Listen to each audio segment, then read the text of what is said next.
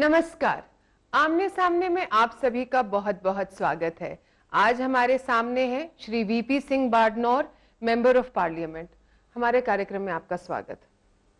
तो मंत्री जी, पार्लियामेंट का एडजॉर्नमेंट सेशन खत्म हुआ। वैसे तो मॉनसून सेशन है, बट इसको मैं तो एडजॉर्नमेंट सेशन कहूंगी। बीजेपी ने अपना एम प्राप्त कर लिया। देखिए, जो पार्लियामेंट में इस टाइम हुआ और पहले भी हुआ, लोग कहते हैं, हमारे पर आरोप लगाते हैं कि आपने पार्लियामेंट को नहीं चलने दिया।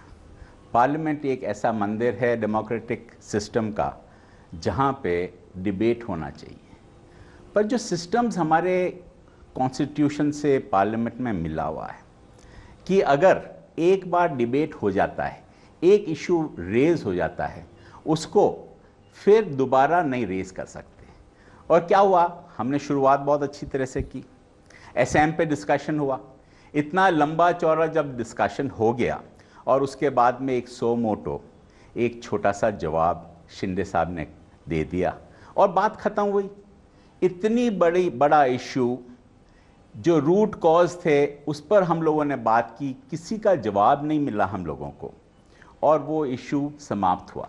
हमने भी ये विचार किया। कह रहे हैं कि मतलब एक्चुअली देखा जाए तो अगर हमारे पार्लियामेंट में डिबेट एंड डिस्कशंस कोई सॉल्यूशन नहीं निकालते हैं, जैसे सुषमा स्वराज जी ने खुद कहा है कि डिबेट्स आर यूजलेस, उनसे कुछ नहीं होता है, तो फिर ये तो पूरा स्ट्रक्चर ही, हम तो एक तरह से डेमोक्रेसी को ही नकारत कर रहे हैं ना कि ये तो कोई फायदा ही नहीं इस चीज का। ऐसा है कि जो पार्लियामेंट सिस्टम है उसके अंदर डिबेट है, बिल्स पास करना है, सिस्टम्स दूसरे हमारे जो कमिटीज़ हैं, बहुत सारा काम होता है।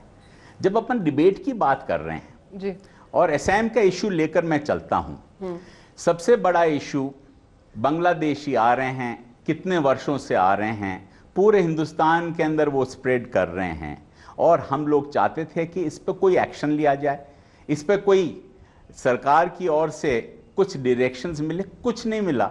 और शिंदे साहब ने क्या कहा, मैं बताना चाहता हूँ कि हम लोगों ने कैंप के अंदर ये व्यवस्था की, हमने टूथपेस्ट पहुँचाया, हमने तकिए पहुँचाए, ये सुनने के लिए पार्लियामेंट है क्या? कोलगेट वाला। और इस पे अगर वैसा का वैसा ही जवाब आ गया तो फिर ये जो इशू है वहाँ का वहीं ख़त्म हो जाएगा। अब कहाँ है ये इशू? और आज जो आप लोग बात कर रहे हैं, मीडिया के अंदर जो नई नई बातें आ रही है, इन्वेस्टिगेशन होने में टाइम लगता है, अब सीबीआई के पास पहुँचेगा, ये सब जो हो रहा है वो इसी कारण, क्योंकि हमने स्थगित कराया। और इतने दिन तक स्थगित कराया, क्या हुआ? स्पेक्ट्रम पे क्या हुआ था? 2G स्पेक्ट्रम का भी वो का वही हाल होता। अगर हम लोग रोकते नहीं तो वो भी वहाँ का वहीं इशू खत्म हो जाता। 1650 करोड़ रुपए का एक स्पेक्ट्रम बेचा गया और वो जेल के अंदर है राजा। और आज जब सिब्बल साहब कहते थे कि देयर वाज नो लॉस, आज वही सिब्बल साहब 14,000 करोड़ रुपए के अंदर एक स्पेक्ट्रम बेच रहे हैं। विचार करें कि कितना पैसा सरकार को, हिंदुस्तान को, गरीब जनता को, सबको मिलेगा। कहाँ 1650 करोड़ रुपए, कहाँ 14,000 करोड़ रुपए से स्पेक्ट्रम MGA, शुरुआत वहाँ से हो रही है। लेकिन देखिए, एक बेसिक इमेज जो एक आम आदमी के दिमाग में इस बारी में बनी है वो ये बनी है कि भाजपा हो चाहे कांग्रेस हो, काम नहीं हो रहा है, दोनों पार्टीज को इक्वली रिस्पॉन्सिबल ठहरा रहा है आम आदमी, एक पार्टी रिस्पॉन्सिबल नहीं है। मेरा ये कहना है कि कुछ इश्यूज ऐसे होते हैं, जैसे ये कोलगेट वाला, जैसे स्पेक्ट्रम वाला, उसको खाली डिबेट के अंदर ख़त्म नहीं करना चाहिए।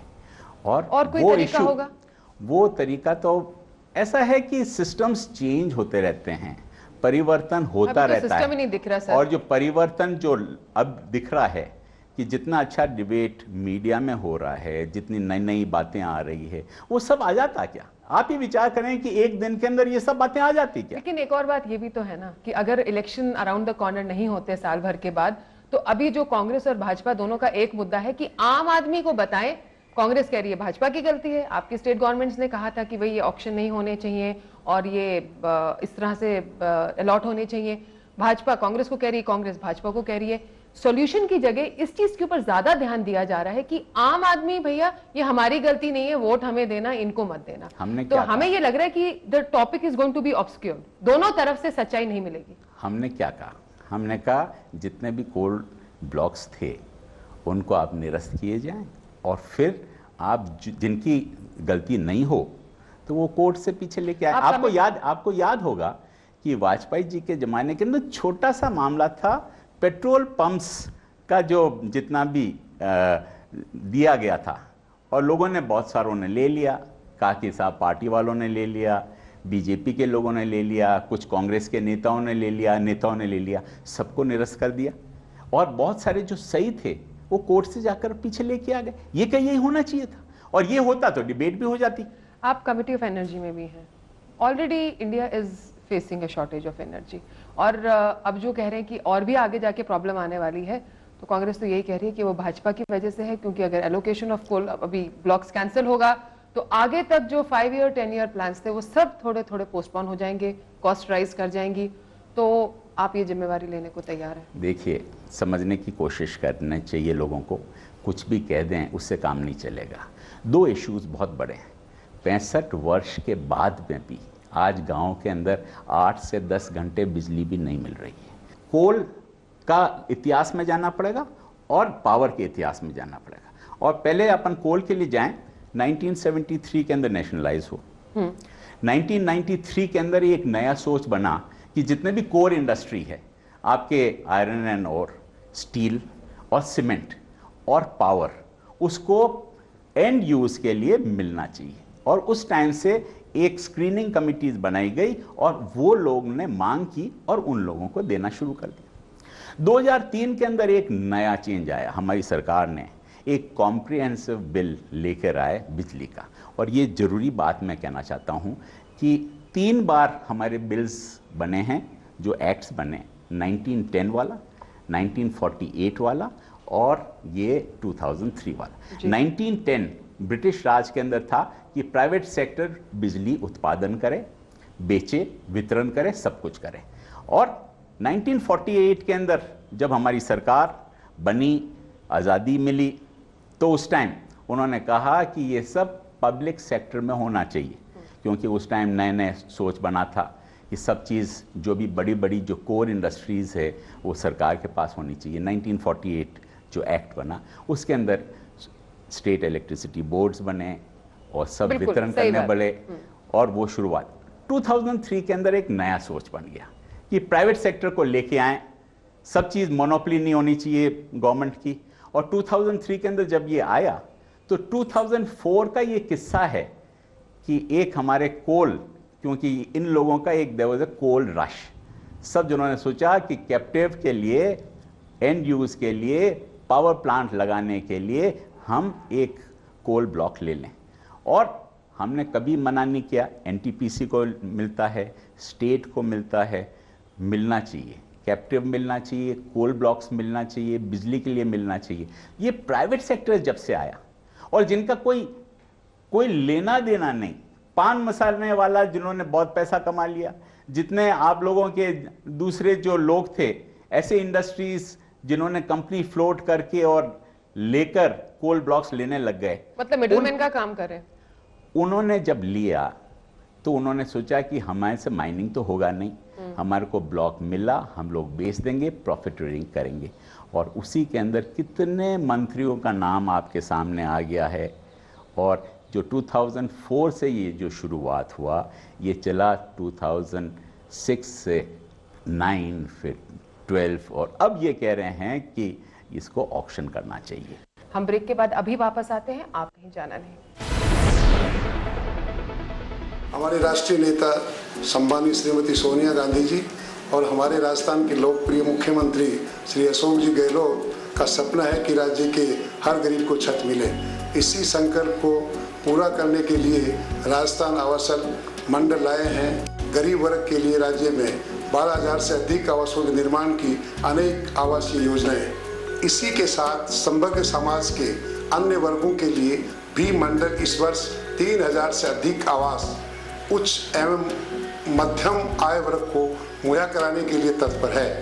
मैं आपसे अपील करता हूं कि जयपुर शहर में प्रताप नगर आवासीय योजना, इंदिरा गांधी नगर तथा मानसरोवर आवासीय योजना सहित उदयपुर, नाथद्वारा तथा धौलपुर की आवासीय योजनाओं में पंजीकरण कराएं, जिससे आपके अपने घर का सपना साकार हो सके। हमारा प्रयास सबको आवास। आरक्षण से तो सिर्फ अमीर ही पनपते हैं, गरीबों के घर तो आज भी चूल्हे तक नहीं जलते। जागो पार्टी का मिशन 2013 आरक्षण का अंत, अपने बच्चों के भविष्य के लिए अब तो जागो। अरे तुम बता रहे थे कि नरेगा योजना में एक साल में एक परिवार को 100 दिन का रोजगार देने की गारंटी है। हाँ बिल्कुल, लेकिन मुझे तो इस साल अभी तक काम ही नहीं मिला। क्या तुमने फॉर्म नंबर 6 भर के जमा करा दिया? ये फॉर्म नंबर 6 मिलेगा कहाँ? अरे भाई, ये फॉर्म नंबर 6 तो आजकल बड़ी आसानी से मिलने लगा है। ये फॉर्म तुम्हें ग्राम पंचायत, वार्ड पंच, नरेगा कार्यस्थल, मेट, राशन की दुकान, आंगनबाड़ी केंद्र, आशा सहयोगिनी, पटवार घर, उप स्वास्थ्य केंद्र आदि किसी भी जगह से तुम ये फॉर्म ले सकते हो। फिर इस फार्म का करना क्या होगा? फार्म को भर के जमा कराना होगा और उसकी रसीद लेनी होगी। लेकिन मुझे तो फार्म भरना ही नहीं आता। तुम्हें फार्म भरना नहीं आता तो कोई बात नहीं। जो व्यक्ति तुम्हें फार्म देगा ना, उसे मौखिक रूप से अपना नाम बता देना, अपनी जॉब कार्ड संख्या बता देना और अपना बैंक खाता संख्या बता देना। वो फॉर्म भर के तुम्हें उसकी रसीद दे देगा। और हाँ, यदि फॉर्म नंबर 6 उपलब्ध नहीं है तो सादा कागज पर भी काम के लिए आवेदन किया जा सकता है। आवेदन की फोटोकॉपी पर उसकी रसीद ली जा सकती है। लेकिन कोई रसीद न दे तो? देखो भाई, फॉर्म नंबर 6 जमा कराकर उसकी रसीद लेना बहुत जरूरी है। यदि कोई व्यक्ति रसीद नहीं देता है तो उसकी शिकायत तुरंत विकास अधिकारी को या जिला कलेक्टर को करो। आप इसकी शिकायत नरेगा कॉल सेंटर के फोन नंबर 1800 180 6606 पर भी कर सकते हो। फिर क्या, तुम्हें 15 दिन में रोजगार जरूर मिलेगा। और यदि 15 दिन में रोजगार नहीं मिला तो तुम्हें घर बैठे बेरोजगारी भत्ता मिलेगा। अच्छा, हाँ। बनेगी भारत में भी विश्व स्तरीय इमारतें। जर्मन टेक्नोलॉजी से बना वर्ल्ड क्लास सीमेंट। भांगर सीमेंट, सस्ता नहीं, सबसे अच्छा। चलिए शर्मा जी, हो गया सारा काम। 1 मिनट गोयल साहब, ये लाइट और पंखे बंद कर दूं? अरे घर चलिए शर्मा जी, पियोन आके कर देगा। नहीं गोयल साहब, आप जानते हैं पियोन के आने तक कितनी बिजली वेस्ट हो जाएगी। और पावर प्लग वाले उपकरण तो बंद होने के बाद भी बिजली का उपयोग करते रहते हैं। अगर हम ऑफिस से जाते समय बिजली के उपकरण बंद करने का ध्यान रखें तो काफी बिजली बचा सकते हैं। याद रखिए, बिजली की बचत ही बिजली का उत्पादन है। बिल्कुल याद रखूंगा शर्मा जी। बड़े अच्छे लगते। अगर करनी हो अपनी घर की रक्षा तो लगाइए जॉनसन सैम और जॉनसन जेपी की वॉल की putty. Mega blood donation drive 17 सितंबर 2012। रक्तदान कर ले, रक्तदान कर ले, रक्तदान कर ले रे। आप आ रहे हो ना? 17 सितंबर 2012। बनेगी भारत में भी विश्व स्तरीय इमारतें। जर्मन टेक्नोलॉजी से बना वर्ल्ड क्लास सीमेंट। भांगर सीमेंट, सस्ता नहीं, सबसे अच्छा। ब्रेक के बाद आप सभी का स्वागत है। कोल ब्लॉक बेच दिए या उसको कोल सप्लाई करने लग गए तो क्या हर्ज है? देखिए, विचार करें कि एक कैप्टिव ब्लॉक मिल जावे और वो एक कंपनी जिसका कोई पावर से कोई संबंध नहीं हो, कोई माइनिंग से संबंध नहीं हो, आप बाहर से अगर कोयला लेके आते हैं तो 5,500 रुपये पर टन पड़ता है। इन लोगों को एक ग्रेटिस मिला, मतलब मुफ्त के अंदर एक इतनी बड़ी चीज मिल गई। और उनकी कंपनी जिनका शेयर मार्केट 10 रुपए 12 रुपए था वो पहुंच गया हजारों रुपए में। और यही तो प्रॉफिटरिंग हुई है।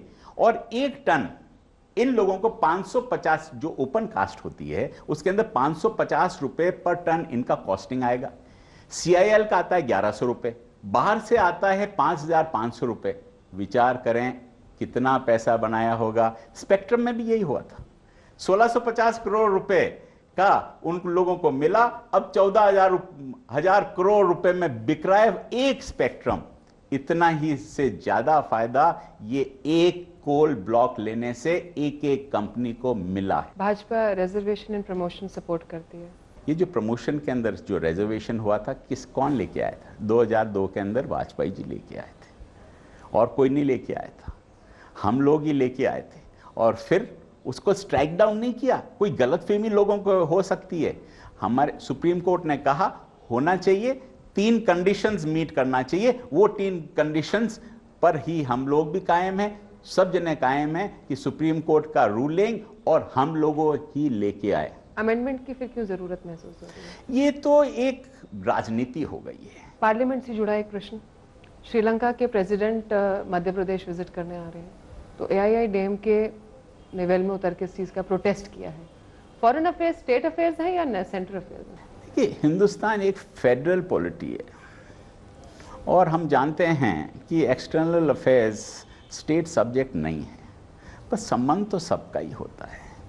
और DMK का बहुत पुराना, उसमें दोनों हैं, अन्ना DMK भी है और DMK भी है, और उनका सिलोन के अंदर जो हुआ है, जो तमिल वाला जो इशू है, वो बहुत उन लोगों के लिए बहुत बड़ा है। इतनी बड़ी कंट्री है। तो आपको लग रहा है कि centre does not support it, या उनको कोई मतलब नहीं है उनकी सेंसिटिविटी? देखिए, ये चीज़ें मैं तो फिर आना चाहता हूँ कि फेडरल सिस्टम हमारा जो है वो हम लोगों को कहाँ पे ले जा रहा है। और जो आप डेमोक्रेसी और पार्लियामेंट की बात कर रहे हैं, हमारे लिए बहुत बड़ी समस्याएं आती जा रही है। इस समस्या से हम लोगों को कुछ सोचना था। हमारे पास जो हम लोगों ने सिस्टम डेवलप किया था, इंग्लैंड से लेके आए वेस्टमिंस्टर सिस्टम डेमोक्रेसी का जी। और जो वेस्टमिंस्टर सिस्टम है वो इंग्लैंड के अंदर अच्छा चल रहा था, पर इंग्लैंड तो हमारा राजस्थान का मारवाड़ के बराबर ही है। आपको क्या लगता है कि भाजपा के जो प्रोस्पेक्ट्स हैं वो राजस्थान में बेटर है सेंटर से? राजस्थान में तो बहुत अच्छे हैं, सेंटर में कम है, और हिंदुस्तान में और भी अच्छे हैं, ये मैं कहूँगा। और ये मैं आपको निवेदन करना चाहता हूँ कि जो हमारा स्टार परफॉर्मर है नरेंद्र मोदी, गुजरात के अभी चुनाव है और गुजरात का चुनाव आगे की दिशा बताएगा। नरेंद्र मोदी को तो आपकी अपनी पार्टी से ही सपोर्ट नहीं है? देखिए, पार्टी का सपोर्ट और नहीं सपोर्ट का नहीं, आज एक इशू दूसरा है। ऐसे एक आदमी को आप नीचे या ऊपर नहीं बता सकते।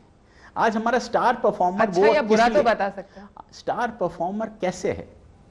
उसने जो गुजरात को ऊंचाएं दिखाई है, गुजरात के अंदर 3 बार वो CM बना, चौथे बार बनने जा रहा है। और हमारे वहां पे आज सबसे बड़ी बात है जो आज सब जनों को दिखने लग गई है, development is governance, good governance. Good governance से डेवलपमेंट होता है। डेवलपमेंट ऐसे नहीं होता है, बातों से नहीं होता है। और गुड गवर्नेंस का अगर कोई ने बताया है तो नरेंद्र मोदी जी ने बताया है, और इसीलिए वो पीछे आएंगे। डेवलपमेंट उसका ही एक सपोर्टर है। आप जयपुर आए हैं दिल्ली से, जयपुर की हालत आपने देखी होगी। आपके शहर की सड़कें, हमारे शहर में जो हमारी वर्ल्ड क्लास सिटी है उसमें कूड़े के ढेर। भाजपा का बोर्ड है, क्योंकि मेजॉरिटी नगर निगम में भाजपा का बोर्ड है, मेयर चाहे कांग्रेस की है, तो एक दूसरे पे डाल के सोच रहे हैं। भाजपा कह रहे हैं कि हम मेयर की जिम्मेवारी बता दें, लेकिन जनता माफ नहीं करेगी, ना मेयर को और ना बोर्ड को। देखिए, होता क्या है, जयपुर हमारा कैपिटल है और कैपिटल के अंदर चीफ मिनिस्टर भी बैठता है। खाली मेयर ही नहीं बैठता है, खाली हमारे पार्षद ही वहाँ पे नहीं। और जब हमारे चीफ मिनिस्टर वहाँ बैठता है, मंत्री सब वहीं पर कैपिटल में रहते हैं, उनकी भी जिम्मेवारी हो जाती है, बहुत बड़ी जिम्मेवारी होती है कि कैसे आगे इसको ले जाया जाए। वसुंधरा राजे अगर होती तो अभी कितना कुछ जयपुर के लिए किया। बहुत सारी समस्याएं आज ये जो दिखती हैं वो नहीं दिखती। एक मौका और मिल जाता तो शायद आज राजस्थान, जयपुर ही नहीं, राजस्थान कितनी ऊंचाएं पहुंचता, वो आप लोग शायद खाली अंदाज ही लगा सकते हो। टूरिज्म और वाइल्ड लाइफ कंजर्वेशन, इससे भी आप कनेक्टेड रहे हैं। टूरिज्म का बहुत बुरा हाल है आज हमारे प्रदेश में। पार्टली रीज़न है क्लीनलीनेस, लेकिन एक और रीज़न है, हम अपने कल्चर और हेरिटेज को ढंग से प्रिजर्व नहीं कर पा रहे हैं। एक उदाहरण आपके सामने रखूंगी, नाहरगढ़ का। प्राइवेट सेक्टर को आगे लाना पड़ेगा, सरकार सब चीज नहीं कर सकती। आसान नहीं है कि प्राइवेट सेक्टर के लिए आगे प्राइवेट सेक्टर किया जाता है, ब्यूरोक्रेसी के साथ सामने तो मंत्री हार जाते हैं जी। प्राइवेट सेक्टर क्या चीज है? अब यही तो मैं आपको कहना चाहता हूं कि ब्यूरोक्रेसी पर अगर कोई अच्छी तरह से सुपरविजन, मॉनिटरिंग वो नहीं होगा, जैसे मैडम वसुंधरा राजे करती थी वैसे ही करे, तो कितना जल्दी अच्छा काम होता था, कितना इम्प्रूवमेंट होता था, डेवलपमेंट होता था।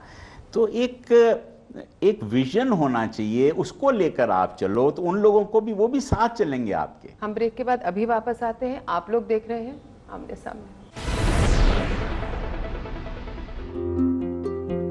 चलिए शर्मा जी, हो गया सारा काम। 1 मिनट गोयल साहब, ये लाइट और पंखे बंद कर दूं? अरे घर चलिए शर्मा जी, पियोन आके कर देगा। नहीं गोयल साहब, आप जानते हैं पियोन के आने तक कितनी बिजली वेस्ट हो जाएगी?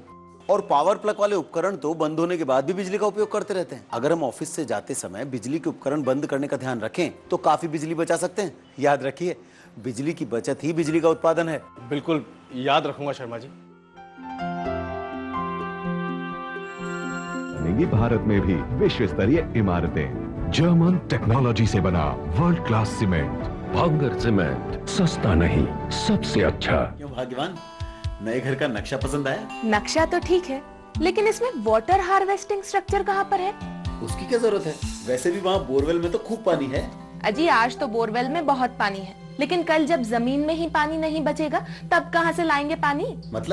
मतलब कि हमें वर्षा जल की एक एक बूंद को जमीन में सहेज कर रखना होगा, तभी तो हम भविष्य के लिए पानी की व्यवस्था कर पाएंगे।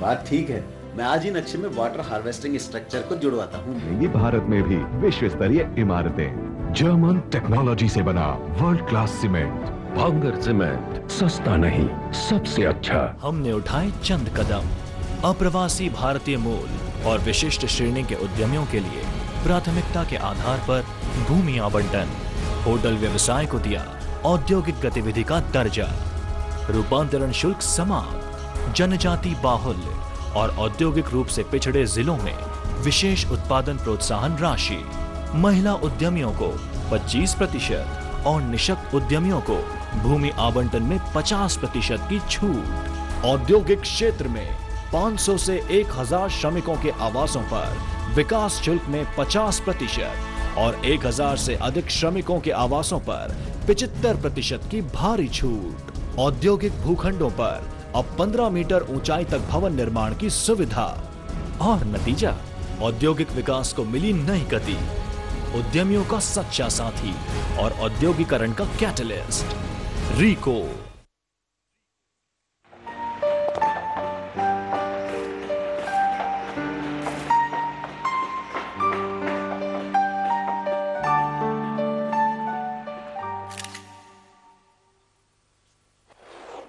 क्या आरक्षण से ये मासूम कभी डॉक्टर बन पाएगी?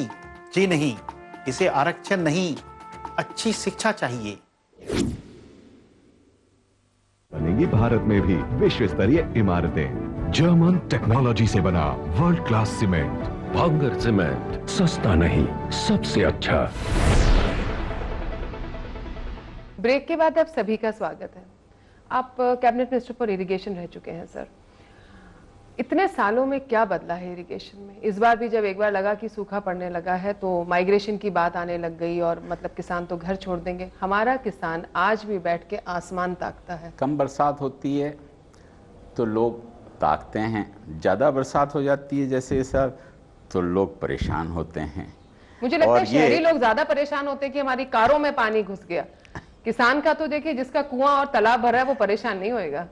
मैं एक चीज़ बताना चाहता हूँ, जब मैं इरिगेशन मिनिस्टर था जी, और मैंने शायद पूरे हिंदुस्तान के अंदर किसी इरिगेशन मिनिस्टर ने नहीं किया शुरुआत जो मैंने उस टाइम की। मैं मुख्यमंत्री जी के पास गया, मैंने कहा एक मैं विजन 2001, क्योंकि वो टाइम उस टाइम 1999 की बात है बिल्कुल।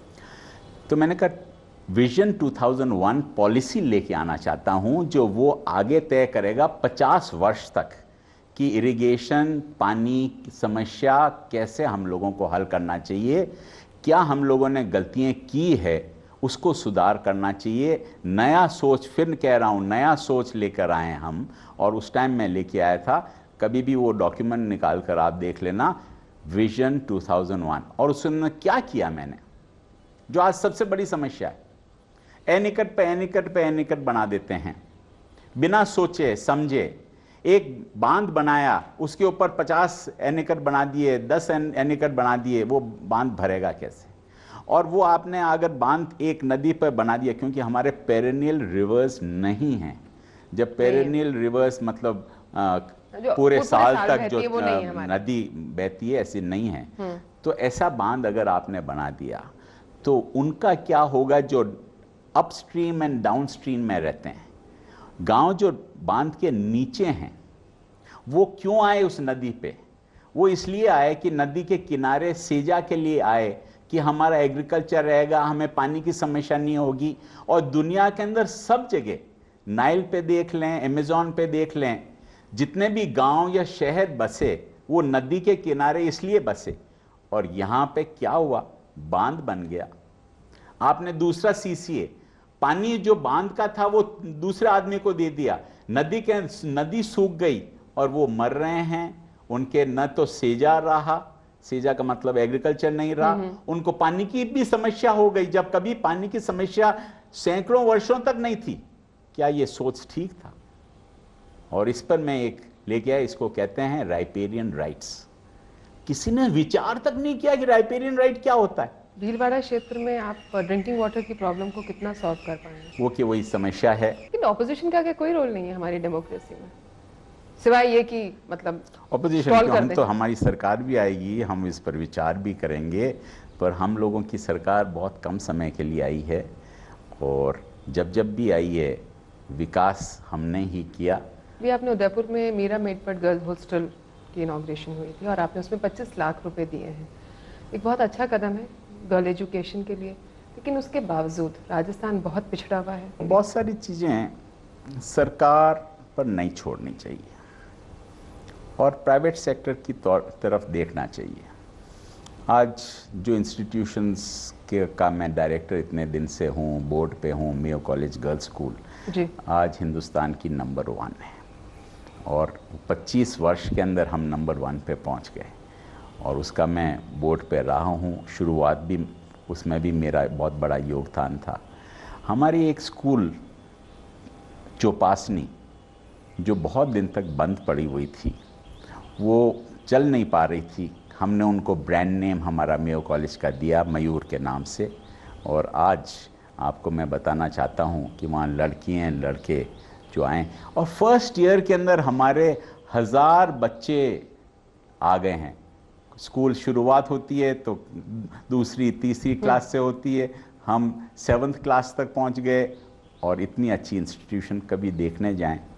बहुत कुछ एजुकेशन के लिए हमने किया है, करना भी चाहिए। प्राइवेट सेक्टर ही कर पाएगा, नहीं तो गांव के अंदर अगर आप देखें तो आज टीचर्स पहुंचते नहीं, वैकेंसीज इतनी हैं, कोई ध्यान नहीं देता। सब जने चाहते हैं कि गांव के पास में उनकी पोस्टिंग हो जाए, कोई सिस्टम्स नहीं, कोई पॉलिसी नहीं। ये ही बहुत बड़ी समस्या है। आप गन राइट्स एडवोकेट करते हैं सेल्फ प्रोटेक्शन के लिए, आपको लगता है कि हम लोग इतने रिस्पॉन्सिबल हैं? बहुत बड़ा प्रश्न आपने उठा दिया है। विचार करें और आप लोग जो नया सोच बन रहा है कि अमेरिका के अंदर कोई जाकर बंदूक लेकर और लड़कियों को मार दिया, कॉलेज के अंदर चला गया, हर रोज देखने को, हर रोज सुनने को मिल रहा है। पर ये चीज़ जो बताते नहीं है, ये सब अनलाइसेंस्ड वेपन से होता है। आज अगर होगा तो क्या बेहतर रहेगा? अगर लाइसेंस्ड वेपन से आप इतिहास देख लें, लाइसेंस वेपन से ऐसी चीज़ें नहीं होती है, अनलाइसेंस वेपन से होती है। लाइसेंस वेपन नहीं होगा तो अब हमारे जितने भी आज ब्रिगेडियर्स, कर्नल जो अकेले रहने, क्योंकि आजकल सिस्टम चेंज हो गया है, फैमिली के अंदर जॉइंट फैमिली नहीं रही है, जो बुढ़ापे में पहुंच गए हैं उनके पास में वेपन नहीं हो तो सिक्योरिटी कौन करेगा? पुलिस करेगा। पुलिस तो करती नहीं है। उनको तो एक इतना ही कॉन्फिडेंस है कि मेरे पास पिस्तौल तो है, कोई रात को आ गया। कितने लोग दिल्ली के अंदर बाहर, ये तो फर्क पड़ता है कि देखिए कि अगर हम लोग इस चीज को एडवोकेट करते हैं, इस चीज को ओपन करते हैं, we make it easier to get licences, तो अवेलेबिलिटी भी बढ़ती है और अनलाइसेंस्ड वेपन्स की भी साथ साथ सेल बढ़ेगी ही।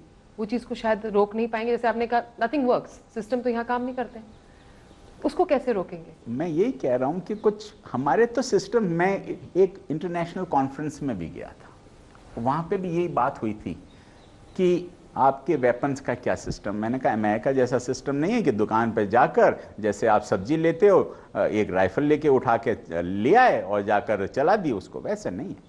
यहाँ पे सिस्टम्स हैं, यहाँ पे पुलिस की रिपोर्ट है, उसको अगर उसका कंडक्ट अच्छा नहीं है, उसका कैरेक्टर अच्छा नहीं है, उसके पूरा इतिहास खोला जाता है, फिर लाइसेंस दिया जाता है। उसके अंदर छोटी मोटी गलती हो सकती है, पर लाइसेंस वेपन से ऐसा नहीं होता है। लाइसेंस वेपन बहुत ज़रूरी है और अगर नहीं होंगे तो मैं सोचता हूँ कि यहाँ पे तो ट्रेन के अंदर भी डेकॉइटी हो जाएगी। क्या करोगे आप? कौन बचाएगा? कोई पुलिस बचाएगी क्या आपको? राजस्थान की भाजपा को आप क्या सुझाव देना चाहेंगे? एक सुझाव सिर्फ। नेहरू परिवार के एक के बाद में हम लोगों को क्या कहते हैं, वही परिवार को जाकर धोख दो फिर आगे बढ़ोगे, ऐसा सिस्टम नहीं है। हमारा जो संघ है वो हमारा माँ बाप है। ऐसे लोग कहते हैं कि संघ की और बीजेपी की लड़ाई है, कोई लड़ाई नहीं है। आपका बहुत बहुत शुक्रिया, आप हमारे कार्यक्रम में आए। Thank you very much. नमस्कार। तो ये थे श्री वीपी सिंह बाड़नौर। अगले रविवार हम फिर होंगे आपके बीच, तब तक हमें इजाजत दीजिए। नमस्कार, जय हिंद। अरे भैया